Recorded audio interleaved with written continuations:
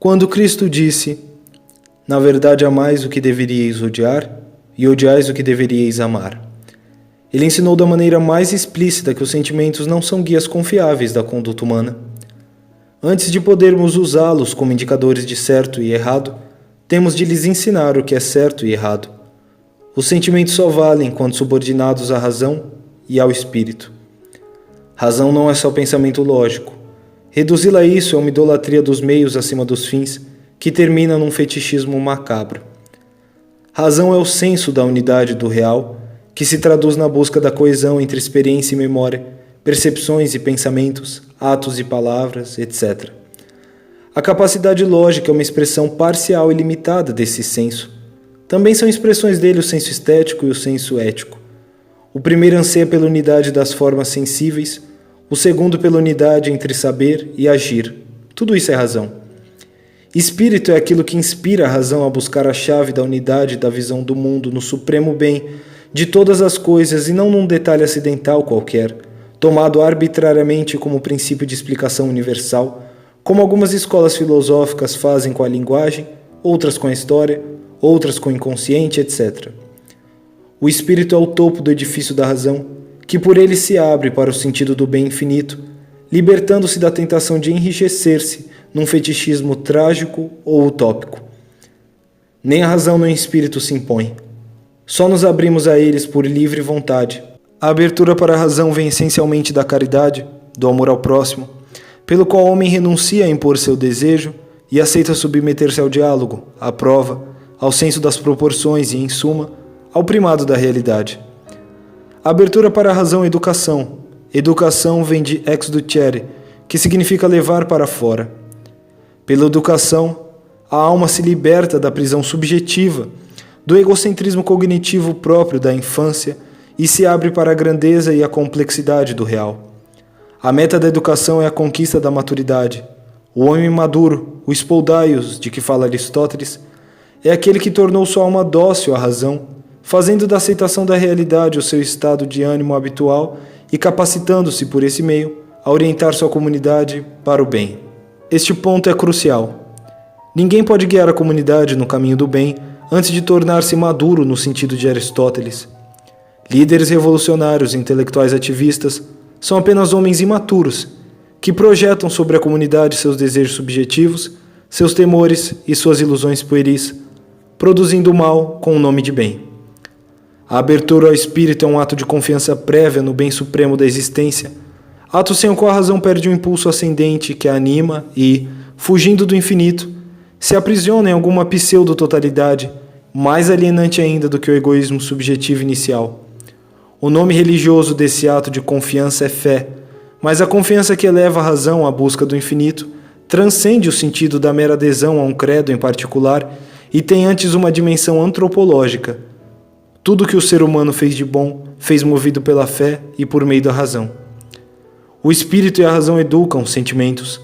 Os sentimentos do homem amadurecido pelo espírito e pela razão são diferentes dos do homem imaturo, porque aquele ama o que deve amar e odeia o que deve odiar, enquanto o segundo ama ou odeia as tontas, segundo as inclinações arbitrárias de sua subjetividade moldada pelas pressões e atrativos do meio social.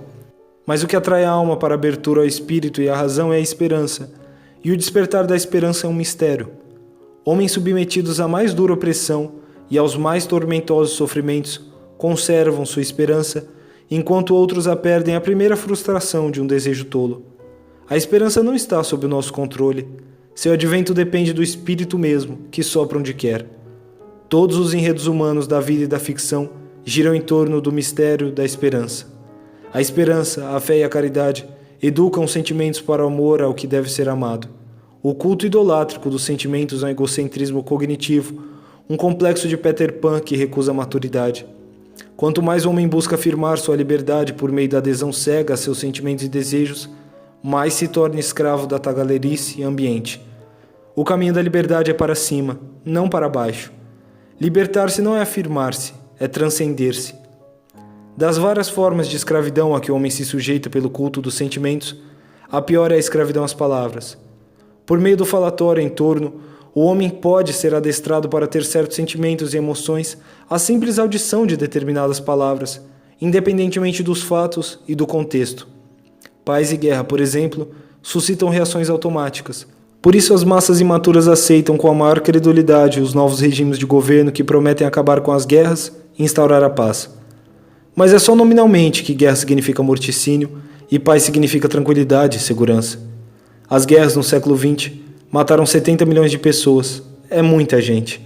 Mas 180 milhões, mais que o dobro disso, foram mortos por seus próprios governos em tempo de paz e em nome da paz.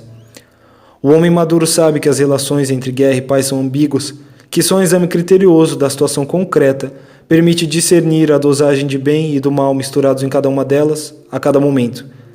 Ele sabe que a pomba da paz, oferecida à adoração infantil nas escolas, foi um desenho encomendado a Pablo Picasso por Joseph Stalin com o intuito de fazer com que o símbolo da Pax Soviética, a ordem social totalitária, construída sobre o trabalho escravo, prisões em massa e genocídio, se sobrepusesse na imaginação dos povos ao símbolo cristão do Espírito Santo. O homem maduro sabe que, tanto quanto a pomba da paz, também manifestos pela paz, discursos pela paz e até missas pela paz são muitas vezes blasfêmias e armas de guerra.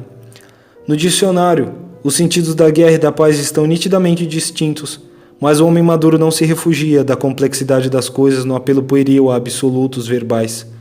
Igualdade, liberdade, direito, ordem, segurança e milhares de outras palavras foram também incutidas na mente das massas como programas de computador para acionar nelas automaticamente as emoções desejadas pelo programador, fazendo com que amem o que deveriam odiar e odeiem o que deveriam amar.